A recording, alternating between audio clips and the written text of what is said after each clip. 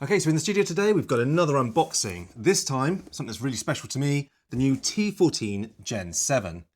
Now, the T14 holds a special place in my heart because this is the actual laptop that we started this very channel with back in 2020. We're obviously on the Gen 7 now, and this has the new Panther CPUs. Now, you can buy it with or without the actual X7 variant with the B390 graphics card. We've got the B390 version. And if you're buying one of these expensive laptops, I do recommend you go for the X7 version if you can, because that's a massive bump up in the actual score of the graphics. So inside the box, as usual with Lenovo, pretty much underwhelming. We've got, obviously, power supply. Let's just have a quick look in here. Now, you can configure this with or without the power supply, but as you only save £10, I've ordered it with it. So there's my UK power leads, and a nice compact 65-watt USB-C power adapter. Absolutely tiny to put in your bag. And we have some documentation. So accessing online manuals, some basics, and just the normal EU regulations. And then the laptop itself, which is in a nice little sleeve. Let's have a look. So the T series is a slightly thicker model. Now the T14 is the sort of the mid-range ThinkPads. Obviously, we've just reviewed the X1 Carbon Gen 14, which is their premium range. So I will put a link to that one in the description down below. So here we are, the T14. We have chosen the Intel model. You can buy it with Intel or AMD. But this year, the Intel having the Panther Lake, more efficient CPUs, seems like the right choice, especially if you get the Core Ultra X7 with those Arc B390 graphics. They're a big step up in 3D performance this year. Now it comes in at £1,750 in the UK, which is quite expensive for a 14-inch workstation laptop. If you don't go for the Core Ultra X7, then I think you'd be better served buying last year's Gen 6 model, which has a similar amount of CPU performance, albeit maybe a little bit less battery life, for a lot less money. With regards to the other specs, we've bought this with 16 gigabytes of CAM2 memory. This is upgradable. Now, I did want 32 gigabytes, but Lenovo are charging the earth to upgrade their memory on these models at the moment. It can go up to 96 gigabytes. Now, I've actually ordered myself a 32 gigabyte kit for half the price that Lenovo charge, and I will be doing an upgrade video for this laptop very soon for that and the SSD, because it also only comes with 256 gigabyte Gen 4 SSD, because again, Lenovo's upgrade prices at the moment are just ridiculous. We have loads of SSDs here, so I'm using my own. For the screen, I've chosen the 1200p IPS 500 nit screen. You can also configure this with OLED or a lowly 400 nit low gamut screen. I wanted the battery life, so I've gone for that 1200p IPS. We've also got Wi-Fi 7 and the 75 watt hour battery. So let's take a look around. And as always with Lenovo, this thing feels like it's built like a tank. It feels incredibly solid, and this is only their mid-range model. Now, as always, we have the embossed Lenovo logo and a ThinkPad logo with that eye that lights up, which tells you whether you're in sleep or if you're actually running the laptop. Nothing on the back.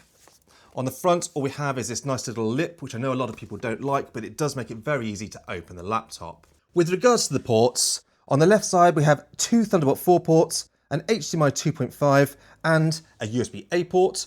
If you configure this with the WAN aerials, or the WAN card, you also get a nano card reader here. If you don't configure it, there'll be no card reader at all on there. As we move to the right side, we get a Kensington lock, a sort of a flip down style RJ45, another USB-A, a headset jack, and there's a slot at the front for the smart card reader, which I haven't configured. Underneath the laptop, we have just one air intake for the single fan on this T14, and all the air is expelled out through the hinge. So let's open the laptop up. Now, as usual, with these Lenovo ThinkPads, it will do a full 180. Soft touch finish, as I say, is all over the top, all over the palm rest. It does attract your fingerprint oils, so you will be cleaning it, but I do love the way it feels. Now we've got the traditional springboard style trackpad, and then we have our little Think nub here with dedicated buttons. Now, it's one of the things I didn't like about the X1 Carbon. Because I'd chosen that haptic touchpad, I didn't get the buttons, and I absolutely love having dedicated buttons. When you're using the laptop and you're using the Think nub, it's nice to be able to just put your thumb on the button, feel where it is, and click it. With regards to the keyboard, this is one of the reasons you buy a ThinkPad. The keyboard, that feels incredible. They've got good key travel, although not as good as the old days, but still about 1.5 millimeters of key travel. lovely concaved dish keys that just feel great, great pressure, a good layout. They've improved the key spacing for the European models this year. We used to get crushed keys over on these keys over this side. We're now getting a full-size keyboard. Power button over on the side, which doubles as a fingerprint reader. I don't like that it's quite indented, so you do have to really make sure you get your finger in there, but at least it's outside of the keyboard, unlike the X1 Carbon. And in fact, talking of that power button, let's turn it on, and I'm going to just quickly stop the camera here so I can install Windows, and then we can just take a look a bit further. And as if by magic, we're back, and I've installed Windows. Now, I haven't bought a license, so unfortunately we'll see there's a Activate Windows on here, because I'm going to be testing Linux on this soon, and I probably will end up running with Linux. But for the moment, we're going to use Windows for the people that like Windows, and so I can benchmark it easily. Keyboard does have your usual white backlighting, so function, base, adjust your backlighting. So you've got auto, off, and then 2 levels of backlighting. It's just white backlight, but it's perfect if you are typing in the dark. As of a few years ago, they swapped the control and the function keys, so they're like other manufacturers. I do like that, because as I use a lot of different laptops, I am constantly switching between it. It's annoying having to remember which way around the function and control keys are. By default, the function keys are your multimedia keys at the top, which is very handy, but you can do the function escape to lock it to the function keys if you're using function keys a lot. And to change the power profiles, we have this little mode button here, which is really handy. So just pressing the mode button switches us between best efficiency, balanced, and performance, and it just ties it in with the Windows profile. So I really like that feature. Love having that dedicated button to switch it. Years ago, you used to have to go into the Windows Power Management. So that's quite a nice little sort of improvement there. Now, either side of the keyboard, we have the upward firing speakers, which is a 2x2 watt speakers. So let's quickly see what they sound like. Running it at 50% volume. Let's give it a go.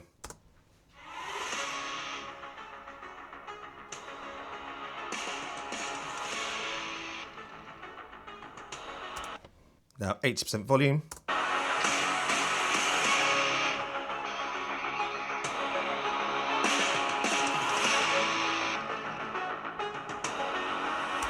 And then finally 100% volume.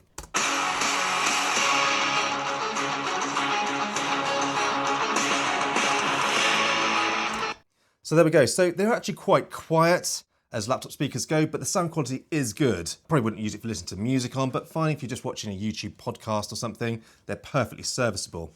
So this is the 1200p, 60 Hz, 500 nit IPS panel. This is the mid-range panel. The base model, I wouldn't touch because it's a really low gamut 400 nit screen. It's not the best quality. It's the sort of thing that IT companies will buy for the employees they don't like. You can also upgrade it to the OLED model, which is a 2880 by 1800 and 120 Hz. You can have a touch or non-touch, and it's anti-glare, anti-smudge. It's an incredible looking screen. It's the same panel we've had on the X1 Carbon Gen 14 we've just reviewed, so you can check out that one if you want to see the quality of the panel. The only thing with the OLED is it does suffer from a bit of PWM flicker, which I know some people are sensitive to. I was fine with it. It's certainly a more improved PWM than the old days. And also it will eat your battery life more than this IPS. Now, because for me, a battery life is a priority, I've got the 75 watt hour battery and I've chosen the IPS to give me the longest battery life when I'm using it out in the field. But again, totally up to you what you're using your laptop for. And if the image quality of the on-screen laptop is important to you, then definitely get that OLED upgrade option. It does look fantastic. But as IPS panels go, I've been very happy with this one, and hopefully that extra battery life is going to suit me better. Above the actual screen, you can see we've got a little Think shutter here, so you can actually shut your webcam off. And it's a 5 megapixel webcam that looks like this. This is a test of the webcam and the microphones on the new Thinkpad T14 Gen 7 for 2026. Let me know in the comment section what you think this looks and sounds like. And you have it configured with Windows Hello facial recognition for speedy logons, but you do also have the fingerprint reader in the power button. So, before we talk about the performance, let's just quickly shut this one down and take a look inside. Now, the good thing about ThinkPads is they are very, very easy to open and maintain, and this T14 has an incredible upgradability rating. So we're going to have a quick look now, see what the actual internals look like. Let's just grab my iFixit toolkit. And as you can see, we've got a few Phillips screws here. There's certainly more than was on the X1 Carbon, but they are just feel like they're captive, so they're not going anywhere, which is nice. And again, being a ThinkPad, this is obviously very rugged. It's past military standard testing. You've got a spill-resistant keyboard, so it will drain the fluids off. So overall, this should be a laptop that lasts you a long time. Looking into the laptop itself, you can see here, we've got the large 75 watt hour battery. You can buy it with a smaller battery, but it was about £20 more for the large battery. You can see the speaker chambers here for those speakers we just listened to. We've got a single fan pumping out the back with just a little heat pipe there for the CPU. And as it's a power efficient chip, should have no problems with that, which we'll have a look at in a second. Just underneath here, you can see we have our 256 Gen 4 SSD. I will be ripping that out very soon, but this is just fine for testing. The prices that Lenovo want are just insane. And then over this side, we have our 16 gigabyte CAM2 DDR5 module. This obviously then allows us those higher speed RAM modules for these Panther Lake CPUs, but allows you to upgrade it. Now, again, as I say, Lenovo's prices are insane. I have one of those coming soon, so make sure you're subscribed if you want to see me upgrade this laptop.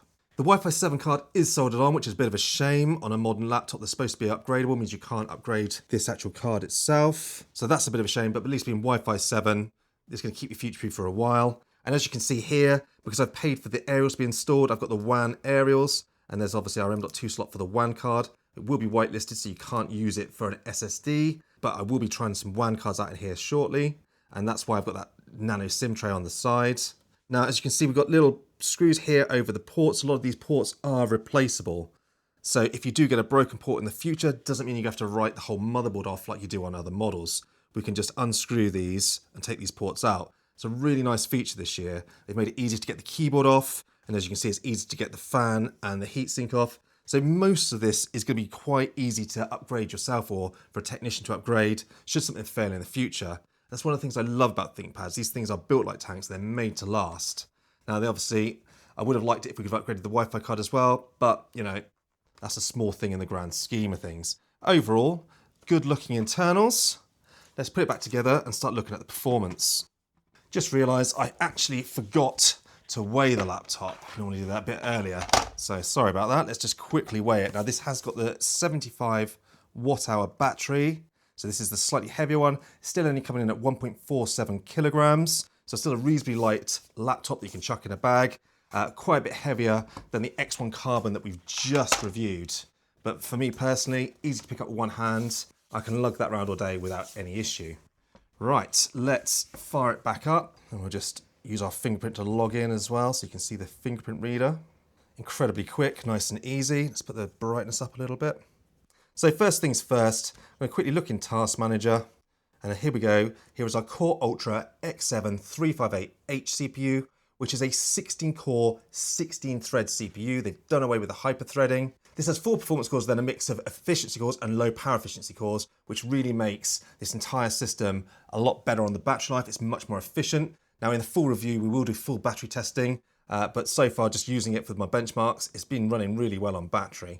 Now, as I mentioned, if you're buying this laptop, you need to look out for the X7 if you want those better graphics. We have here the Arc B390 graphics. The base models are just the normal Core Ultra CPUs, and they don't have the Arc B390. They have a very cut down graphics, which are probably worse than the 200 series from last year. So if you're not interested in the graphics, I recommend you look at the Gen 6 T14 or another laptop for a lower price. This is very expensive this year. Now, with regards to the memory, the strange thing is this is configurable with 8,533 megahertz memory on Lenovo's website, but this system platform can only do 7,500. So you can see here, well, 7,467 megahertz.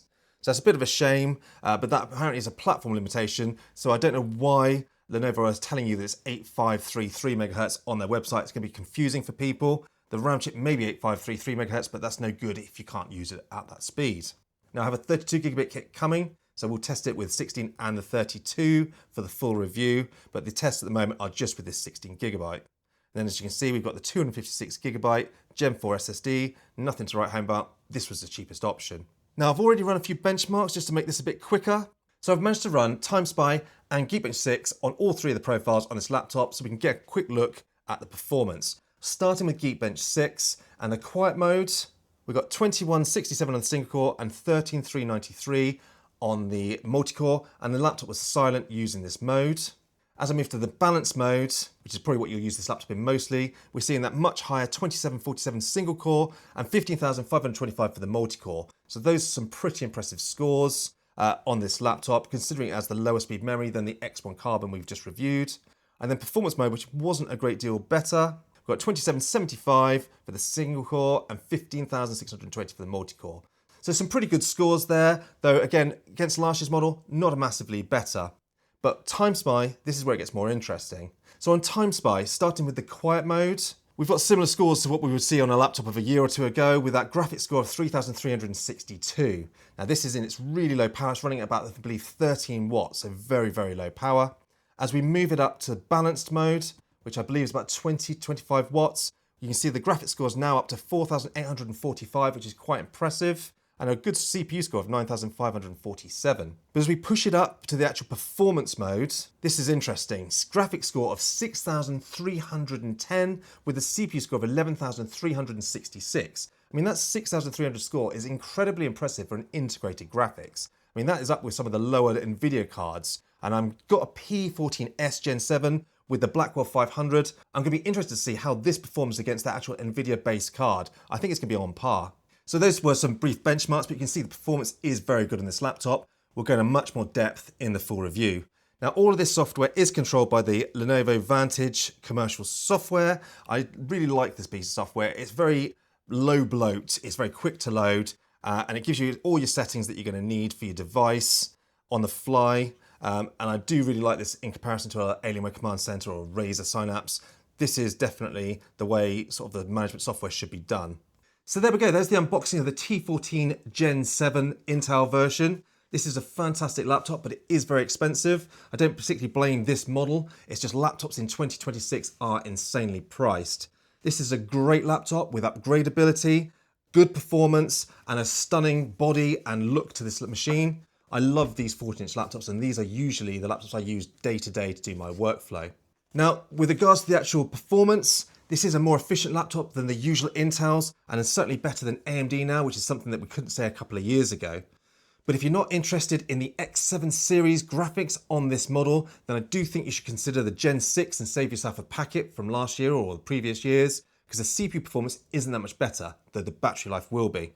Now that's my first impressions. As always, there will be a full review coming, so please consider subscribing if you haven't already. These laptops cost us a lot of money, so the more of you subscribe and watch these videos, the more money we can put into buying new laptops for the reviews on this channel. Now, if you've got any questions, put it in the comment section down below, and anything I can't answer, I will put into the full review. And as always, thanks for watching.